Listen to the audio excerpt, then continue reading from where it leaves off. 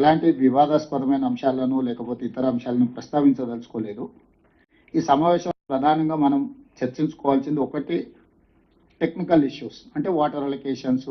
Water ముందు నుంచి ఉన్న అంటే రాష్ట్ర విభజన కంటే ముందు కూడా ఉమ్మడి రాష్ట్రానికి ఇప్పుడు గోదావరి నదిని తీసుకున్నప్పుడు మహారాష్ట్ర తర్వాత ఆనాడు ఉమ్మడి ఆంధ్రప్రదేశ్, రాష్ట్ర విభజన జరిగిన తర్వాత తెలంగాణ తర్వాత ఆంధ్రప్రదేశ్. అంటే గోదావరి జలాలను 3 రాష్ట్రాలు పంచుకోవాలి, కృష్ణా నది జలాలను 4 రాష్ట్రాలు పంచుకోవాలి, మహారాష్ట్ర, కర్ణాటక, తెలంగాణ, ఆంధ్రప్రదేశ్.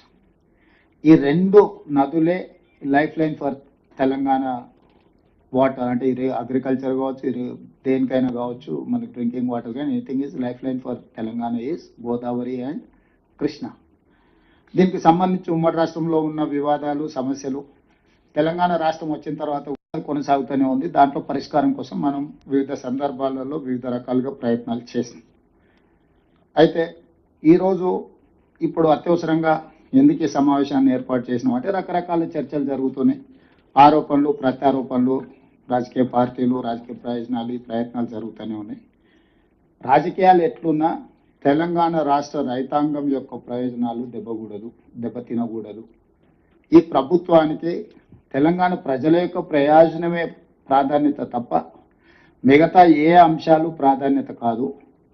ఇది ప్రాంతానికి సంబంధించిన సమస్య కాబట్టి రాజకీయాలకు అతీతంగా మనందరం కలిసికట్టుగా, ఎంఐఎంకి బీజేపీకి ideological differences are there, they cannot come together in ideology. Congress also. Yes. It's a hardcore hitting between you and there. So even BJP and Congress also same thing.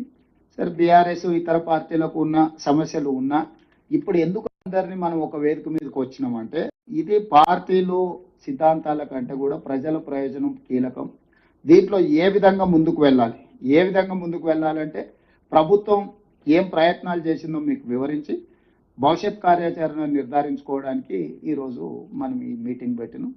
మీటింగ్లో మీరందరూ సూచనలు ఇచ్చారు, వాటన్నిటిని కూడా అధికారులు నోట్ చేసుకున్నారు మీటింగ్ మినిట్స్. మీరు కొన్ని ప్రశ్నలు అంటే కొంత సమాచారాన్ని కూడా అడిగారు. డెఫినెట్గా మళ్ళీ మీకు ఆ సమాచారాన్ని ఇస్తాం, ఎందుకంటే ఇప్పుడు అక్రాస్ ద టేబుల్ అన్ని డీటెయిల్స్ కొంత చెప్పడానికి సమయం ఎక్కువ తీసుకుంటుంది కాబట్టి ఇప్పుడు రఘునందన్ రావు గారు 968 టీఎంసీలు గోదావరిలో ఎన్ని వాడుకున్నారు, ఎన్ని పెండింగ్ ఉన్నాయి, ఎన్ని అనుమతులు వచ్చినాయి, డికే అరుణ గారు ఎన్ని ప్రాజెక్టులు ముందుకెళ్ళినాయి, ఎన్ని ఉన్నాయని, అదేవిధంగా రవిచంద్ర గారు చాలా విషయాలు ప్రస్తావించారు. సరే, వాళ్ళ వ్యూస్ చెప్పిండ్రు. వ్యూస్ను ఒక పక్కన కన్సిడర్ చేస్తూనే మీరు అడిగిన ఇన్ఫర్మేషన్ కూడా మీకు చేరవేసే ప్రయత్నం చేస్తాం. ఎందుకంటే ఫర్దర్గా మనం మెటిక్యులస్గా ఈ ఇష్యూలో కలిసికట్టుగా మనం ముందుకు వెళ్ళాలి అని అంటే మీ సహకారం ఉండాలి, మన అందరం కలిసి పనిచేద్దాం. అదేవిధంగా దీనికి సంబంధించి రఘునందన్ రావు గారు ఒక వాల్యూ, అసలు మిగులు జలాలు అనే టాపిక్ ఎక్కడి నుంచి వచ్చింది, నికర జలాలు వాడుకున్న తర్వాత ప్రాజెక్టులు పూర్తయిన తర్వాత అవి వాడుకున్నాక మిగిలితే వరద జలాలు మిగులు జలాలు కానీ ఇప్పుడు ప్రాజెక్టులకి అనుమతులు ఎట్లొచ్చిందంటే రఘునందన్ రావు గారు ఒక ఇష్యూ అడిగారు. So in light of that question I wanted to give some clarification ఏంటి అని అంటే 21/9/2016